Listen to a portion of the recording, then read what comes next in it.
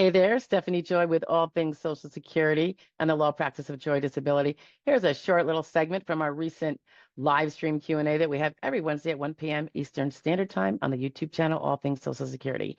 Enjoy, and if you have any questions, leave them down below in the comments, and I will be sure to get to them. Thanks so much. Bye-bye now. Hello. Happy Wednesday. Happy live stream. You guys are well. Looks a little quiet. Everything's fine here. Typically busy week, of course. Got a lot of people doing a lot of different things. We've had a lot of workshops, if you will, to make sure everything is jiving with everyone's roles. So that's always fun. I see we got Kevin Johnson in the house from Tennessee. Morristown, if I recall. How you doing, Kevin? Good to see you. And Sherry Romero. Good to see you, Sherry. I'll get to your question shortly. One thing that happened that I would just share in case anybody doesn't know it. So if you're heading into a hearing, and I know, Sherry, you are, because I think you mentioned it below. I have one coming up that we are doing, presumably, I just ran it by the client just to make sure she understood, but an amended onset date. There can be various reasons. Sometimes it's because you didn't have evidence back when you first thought maybe you would have, and you got to maybe you want to make it more credible of a date. But in this case, there was apparently a prior full-blown case before I entered the picture that went all the way to ALJ, got denied, went to appeals council, they declined to review, went to federal district court with an attorney, presumably, and they did not reverse it either. That was maybe midway through their insured status. So maybe 3 years after stopping work, and then there was another couple of years of insured status. And this is indeed one of our remote DLI cases.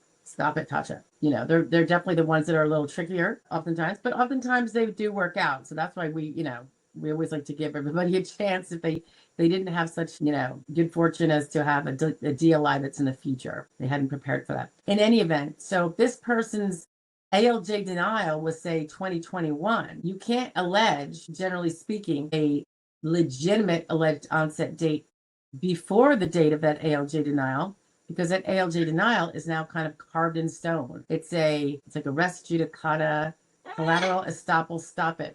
The law already said, no, under the law, you are not disabled. You did all the appeal stuff. You exhausted all the appeal opportunities under that, and it's still carved in stone. You can't go back and relitigate it. You cannot get another bite at that apple. You had your opportunity. You took it all the way to the appeal. You exhausted the appeal process. And so you're stuck with that response. So in this case, what I want to do before we get to the judge, so like today, really, because it's in a few weeks, and I want to make sure my brief is in and any remaining evidence of the last little bit of time, but is a request to amend onset. Judge isn't going to look at it or do anything with it till we get to hearing, but then it'll come up again. And then I've never had a judge, you can say hi.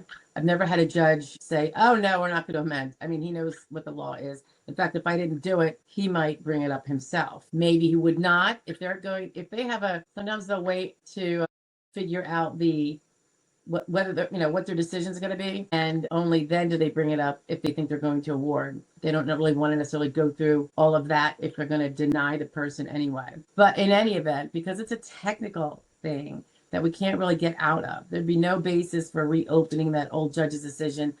That's a very rare and unusual thing, and there's no basis here. So amending the alleged onset date before you even get to the judge, because that gives him an opportunity to give you a fully favorable under the new onset date, which he could never award you on that older onset date, so he could never give you a fully favorable even if he wanted to. So at least that leaves that door open for a fully favorable, which means for it to be a fully favorable would be the day after the ALJ's denial before. So that's probably not very likely either. But fortunately, we have a few years of records before the DLI expired, even though it was always in the past. When I came on board, we're already looking at it might have been like a month away or something, and now it's a couple years in the past. But there's, I think, really strong evidence that despite it being remote, that occurred before that DLI. Okay. So anyway, think of that. If you have an improper alleged onset date under the rules, you can consider talking to the judge about it, even if you don't do it on paper in advance, but I always do.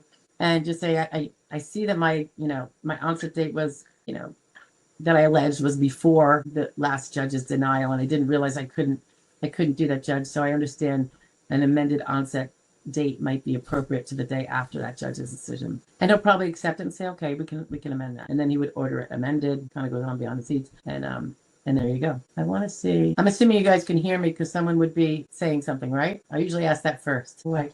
All right, so we got Kevin Johnson in the house. Sherry Romero, hi Sherry. Michelle M, hi Michelle, good to see you. Dolphins in the house, that would be RD from California. Adam Salt's in the house, good to see all you guys again. La Rocha's in the house, hi La Rocha. I think we have a, is this, are you low-key monkey, who says, are you a lawyer? I got a question. Yeah, I'm a lawyer. Have you not looked up who you're listening to before you listen to them? It's not a bad idea. Do a little background, Yeah, low key, I've been doing this specifically, exclusively for, this will be my 3rd decade. So I've been here quite a while. One of the oldies in the field. Okay, so let's just go back to Kevin Johnson. Anybody who's here, you think you're gonna have a question, just plop it in. That way it'll be heard in the order in which they are put in. So you won't have to be waiting till the bitter ends. Some people do plug theirs in really late. They probably get here late, but as a result, they have to wait a bit. And I have been going overtime to get them all. And then some people plug them in while I'm doing overtime. One day maybe I'll toughen up and won't do that, but it seems to be the way I go now, the way I fly. So Kevin says, how many live streams do you have now? I don't know. It's about once a week for about a year and 3 months, maybe 4 months. Did I start beginning of 2025 with the live streams? Part of that, it was just the pre-recorded. I think that's about it, Kevin. Yeah, it's been a while. They're fun. They're definitely the most fun part of my week. I hope people learn some knowledge from them. I know I did. That's really nice of you to say, Kevin. I hope they do too. Sherry's in the house and says, hi, I was wondering what I need to do for my hearing because it is only 47 days away. Fingers crossed for you, Sherry. Also, I got RFC forms from PCP, primary care provider.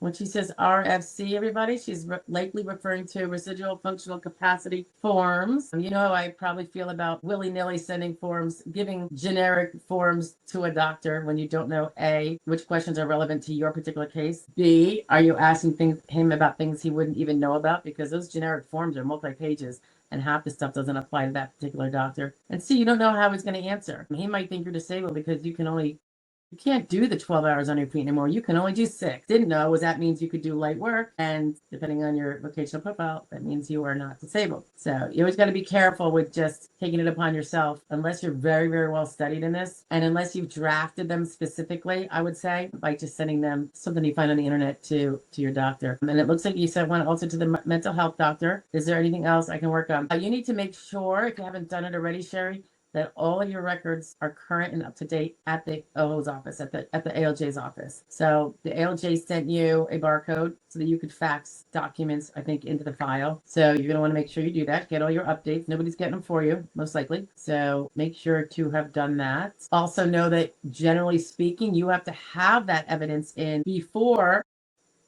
no less than 5 business days before your hearing. I always say consider that like 8 days in case it falls on a weekend, and then why not just be safe and make it 10 days in case your fax isn't working or whatever, so that you never miss that 5-day. Because if you don't have it in and you didn't in time, same time period, explain why I don't have these in, please give me more time, then he doesn't have to give you more time to get them in. In fact, he's probably not supposed to, because they're trying to get, this is a newer rule, a few years back, but it makes sense because people would just show up at the hearing and be like, yeah, I didn't get any of the updated medical records. Can you let this hearing hang for, but how can he even ask you questions about your condition with regard to things he sees in the medical record if he doesn't have them all current? So he's kind of coming from, a little handicap area where he can't even work up the file with you through testimony because he doesn't know all the questions that he might otherwise have asked. And the other thing you need to get in before that deadline is get in the evidence, or what's called, which I kind of alluded to, but we call it the 5-day evidence letter. It's the letter that says, I don't have this in yet, but I have tried, and I've tried, I faxed, I've been trying for 4 months to get it, or I don't have it because it just happened yesterday, but you need to know about it because it's an MRI and it's going to show a lot about my current degeneration or whatever. That has to be in within that 5-day evidence rule I mentioned just now. And again, I would just call it a 10-day rule just so you're safe. Why wait till the last minute? You never know what's going to happen, how you're going to feel, whether you can get it in. So that's something I would do. Dolphin from California. Adam says he's in the house, and hello to everyone out there. Always good to see you, Adam. So Dolphin RD from California says, I mentioned a few weeks ago my twin brother was cut off from SSDI. I think you did mention that. They said he made too much money. Okay, well, that's what happens when you don't stick within the rules and you are no longer earning an amount that reflects disability. His persistence paid off and got it resolved. Okay, that's good. Someone is the SSA office input the wrong number. Oh, so it was a typo. Good thing you got that resolved. Another thing that happens sometimes, guys, is when you do work too much, you start slipping and sliding over the earnings limits, you know, the SGA, basically, when you're working while disabled. But don't forget, so I always say don't even flirt with it. Don't even flirt with the SGA limit. Right now it's $1,690 per month. That's gross. That's your wage times the hours you work. That is not after you deducted any, you don't get to deduct all the taxes or any other withholdings that you might have. But one thing that you have to consider, this doesn't really work out too well for Medicaid folks because they don't usually have copays and deductibles. But let's say you're over by $50 and your medications cost you $70 a month. You can actually, if the medications are for the impairments that you need to alleviate those symptoms that are part of what is making you disabled, then you can say you have IRWEs, impairment-related work expenses. IRWE. And in fact, they'll ask you about that in a form they send you once they find out you have been working. And medications needed to help you stay able to do that part-time work can be subtracted. That can bring you down under the SGA of 1690. It could also be for copays for specialists. Not really. Yeah, it could possibly be sick appointments too, if the sick appointments are related to your disability. I think that's possible, but definitely for sure the specialist appointments when the specialists have to do with your impairments. Your premiums for that insurance are not deducted. They're not able to be deducted as an IRWE, and neither are like annual regular exams that everybody has, because that's not impairment related. That's common preventive related that we all are supposed to do. Some of us do it less than others. Okay. So that is another way, since we're on the topic of working too much, and it turns out, looks like RD Dolphin's brother was not working too much. They just put in the wrong number. I'm curious about how he reported that earnings, RD. Did he report it himself, or did they just happen to get an IRS report, or however the employers report it, which is supposed to be a lot more timely now, so it's not like a year later and then you get stuck with a year overpayment. I'm just curious. I had a client once who was putting in her work, and she would put in her paycheck information. So I guess you can do it right online. And because her company had switched to a payroll company, and the payroll company was issuing the payments in its own name, even though they're working for the company over here, because it was contracted out and whatever. So she was putting it in under, say, the old employer's name. The payroll company is reporting it as if they're paying her the exact same amount, and it looked like she had twice as much earnings and was over SGA. That was a pro bono overpayment case. I don't generally take them, so don't be asking me. It was just one of those fluky things, and I felt I had the space to accommodate, and it was someone local. But yeah, be careful when you're reporting it like that. I mean, this was just completely just a brain fart. Understandable, of course. Like, you might not even know that the payroll company is reporting under their name, even though you're not really employed by them. You're employed by,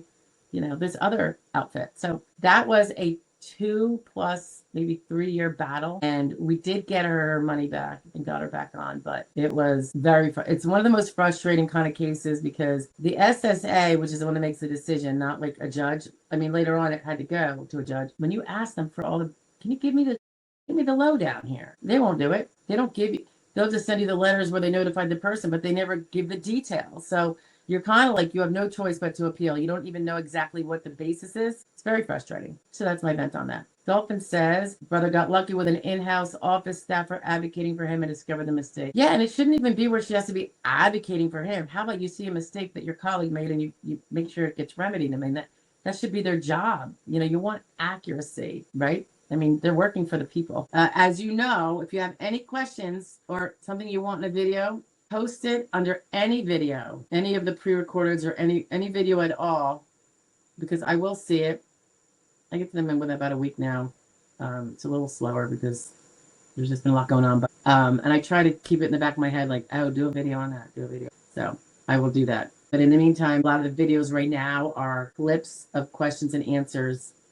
So people don't have to sit through this whole thing, with a list out in the description of these are the things that are covered in this one.